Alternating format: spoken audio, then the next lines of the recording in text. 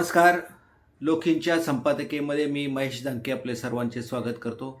आजचा संपादकीयचा विषय आहे, देशातील सरकार युवा विरोधी आहे काय? आपण बघितलं असेल की पेपर फुटीचं प्रकरण संपूर्ण देशामध्ये सुरू आहे. स्पर्धा परीक्षेसाठी लाखो तरुण या देशातले स्पर्धा परीक्षेची तयारी करतात. वर्ष 2 वर्ष तयारी करतात आणि त्याच्यानंतर आपण चांगल्या पद्धतीनं IAS अधिकारी होऊ अशा पद्धतीची स्वप्न पाहत असतानाच ज्यावेळी नेमकी परीक्षा सुरू होते आणि त्यावेळी पेपर फुटतात, लीक होतात, त्यावेळी त्यांच्या मनावर काय परिणाम होत असेल हे वेगळं सांगण्याची गरज नाही. कदाचित ज्यांच्या घरामध्ये अशा पद्धतीचे विद्यार्थी अगदी 12-12, 15-15 तास, 24 तास अभ्यास करत असतील, त्यांच्यावर कशा प्रसंग वेधला असेल हे वेगळं त्यांनाच खऱ्या अर्थानं माहिती आहे. अशा परिस्थितीमध्ये हे पेपर फुटी प्रकरण संपूर्ण जगजाहीर झाल्यानंतर त्यावर मोठ्या प्रमाणामध्ये कारवाई करणे अपेक्षित होते. देशाचे शिक्षण मंत्री धर्मेंद्र प्रधान यांचा कुठल्याही पद्धतीचा वचक या सगळ्या यंत्रणेवर नसल्यामुळे संपूर्ण देशामधून युवकांनी आक्रोश केला आणि त्यांचा राजीनामा मागण्याची सुरुवात केली. मात्र या देशामध्ये असणारं जे सरकार आहे, भाजपचं सरकार, यांनी शिक्षण मंत्र्यांना पाठीशी घालण्याचं काम केलं आणि म्हणूनच युवा वर्ग प्रचंड संतप्त झाला आहे. आणि मग त्याच्यानंतर एक सामाजिक कार्यकर्ते सोनम वांगचुक यांनी दिल्लीवर जंतर मंतर या मैदानावर आंदोलन सुरू केलं, उपोषण सुरू केलं. कॉक्रोच जनता पार्टीचे जी काही कॉक्रोच जनता पार्टी, भारतीय जनता पार्टीच्या सगळे जी काही चाललं आहे त्याच्या विरोधामध्ये तयार झालेली, तर त्याच पार्टीने सुद्धा तशा पद्धतीचा पाठिंबा दिला. ती पार्टीसुद्धा जंतर मंतरवर गेली. तब्बल 19 दिवस सोनम वांगचुक हे काही साधी व्यक्ती नाही आहे. त्यांनी या अगोदरसुद्धा मोठ्या प्रमाणामध्ये आंदोलनं केली आहेत आणि खरं म्हणजे असं वाटलं होतं की सोनम वांगचुक यांची जी काही मागणी आहे त्या मागणीच्या संदर्भामध्ये केंद्र स्तरावरून कोणीतरी मंत्री येईल आणि त्यांच्याशी चर्चा करेल. मात्र 19 दिवस तब्बल झाल्यानंतर सुद्धा कुठलीही मंत्री त्या ठिकाणी त्यांचं जी काही समस्या आहे किंवा त्याच्यावर काय उपाययोजना केली पाहिजे या संदर्भामध्ये चर्चा करण्यासाठी आली नाही. उलट 20व्या दिवशी पोलिसांनी बळजबरीनं त्यांना आरोग्याचं कारण देऊन आणि त्यांना उचलून नेलं आणि त्यांचं उपोषण गुंडाळण्याचा प्रयत्न केला. मात्र खरं तर अशा पद्धतीनं सोनम वांगचुक यांना नेल्यानंतर हे उपोषण दाबलं जाईल अशा पद्धतीची कदाचित भारतीय जनता पार्टी किंवा सत्ताधारी भाजपची कल्पना असेल. मात्र त्यानंतर कॉक्रोच जनता पार्टीने हे आंदोलन हाती घेतले आणि कॉक्रोच जनता पार्टीचे प्रमुख जे काही दिपके म्हणून आहेत त्यांनी या संदर्भामध्ये त्यांनीसुद्धा उपोषण सुरू केलं. त्याच्यानंतर त्यांना सोनम वांगचुक यांनी विनंती केल्यानंतर त्यांनी उपोषण मागे घेतलं. मात्र आंदोलन सुरूच झालं.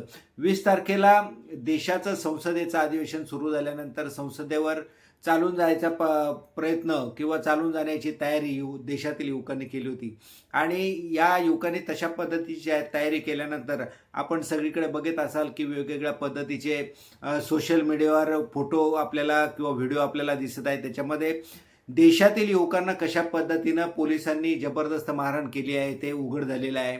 म्हणजे या देशातील सरकार आता युवा विरोधी आहे की काय अशा पद्धतीची चर्चा आता मोठ्या प्रमाणामध्ये सुरू झाली आहे. लोकशाही या देशामध्ये आहे. लोकशाहीमध्ये सत्याग्रह आंदोलन करणे हा लोकशाहीचा खरं म्हणजे अधिकार आहे.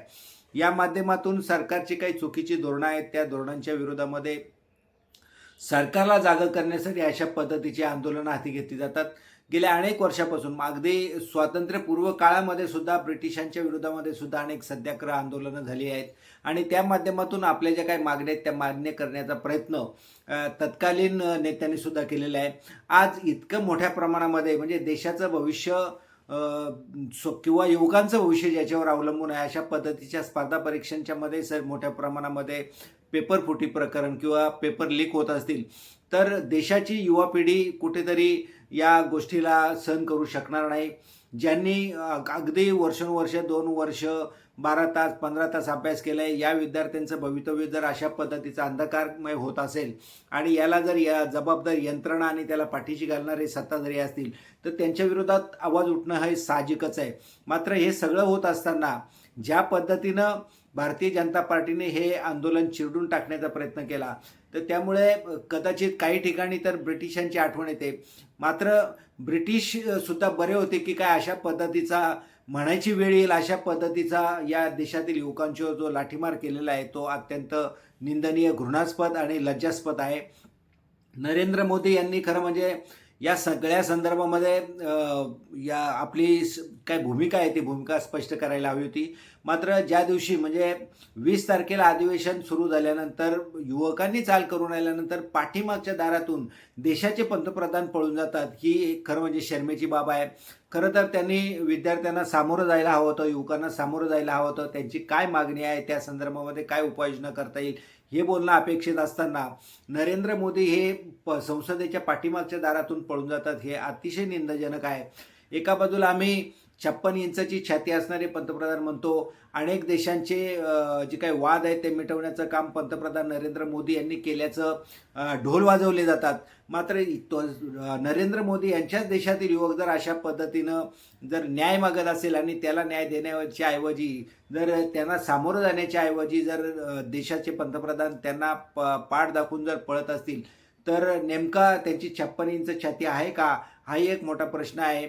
ज्या पद्धतीनं त्यांचे भक्त त्यांच्याबद्दल ज्या पद्धतीनं बोलत आहेत, तर आज देशामध्ये जी काही अराजकता माजली आहे या अराजकतेला स्वतः नरेंद्र मोदी जबाबदार आहेत. खरं म्हणजे सोनम वांगचुक यांनी इतके दिवस उपोषण केल्यानंतर पंतप्रधान शिक्षण मंत्र्यांचा धर्मेंद्र प्रधान यांचा राजीनामा घेतील असं वाटलं होतं. मात्र त्यांना पाठीशी घालण्याचं कामच या माध्यमातून केले आहे आणि युवकांचं आंदोलन चिरडून टाकण्याचा, दडपून टाकण्याचा प्रयत्न भारतीय जनता पार्टीने केला आहे. आपण जर संपूर्ण जगाचा अभ्यास केला तर आपल्या भारत देशाला युवकांचा देश असं म्हटलं जातं, कारण सरासरी युवकांची संख्या जी आहे ती या आपल्या देशामध्ये मोठ्या प्रमाणामध्ये आहे. म्हणजे तरुण देश आपला भारत देश आहे. त्यामुळे या तरुणांचं म्हणणं ऐकून घेणं किंवा त्यांच्यावर जो काय अन्याय झाला आहे त्या संदर्भामध्ये चर्चा करणं अपेक्षित होतं.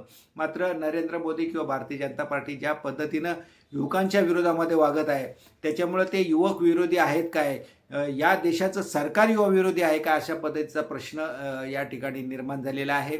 एका बाजूला महाराष्ट्रातले एक आमदारांनी तर या संदर्भामध्ये दिपकेंनी पंतप्रधान नरेंद्र मोदी यांचा राजीनामा द्यावा अशी मागणी केल्यानंतर बापाचा माल आहे का अशा पद्धतीची सोशल मीडियावर एक स्टेटमेंट केलेली आहे.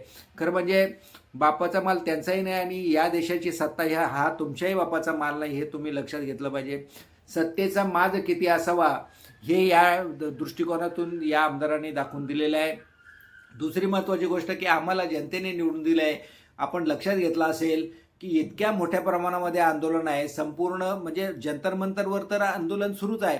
मात्र त्या जंतर मंतरच्या आंदोलनाला समर्थन देण्यासाठी संपूर्ण राज्यामध्ये, जिल्ह्यामध्ये, तालुक्यामध्ये आंदोलन होत आहेत.